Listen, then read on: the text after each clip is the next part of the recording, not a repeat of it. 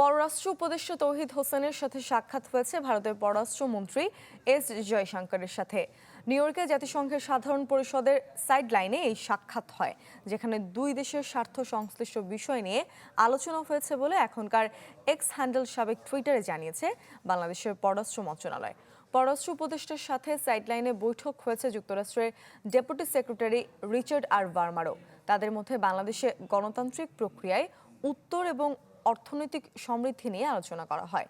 এদিকে কমনওয়েলথের মন্ত্রী পর্যায়ের বৈঠকে বক্তব্য দিয়েছেন পররাষ্ট্র উপদেষ্টা। তিনি বলেছেন, প্রত্যাবাসন এই রোহিঙ্গা সমস্যার একমাত্র টেকসই সমাধান।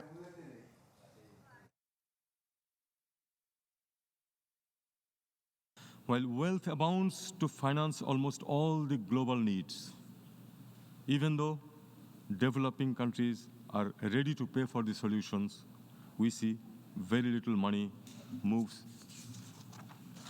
to critical developmental issues such as climate adaptation, securing future of water for farmers, etc. সর্বাধুনিক প্রযুক্তি ও সেরা মানের উপাদানে তৈরি আরএফএল চেয়ার, ক্ষমতার নয় সমতার চেয়ার।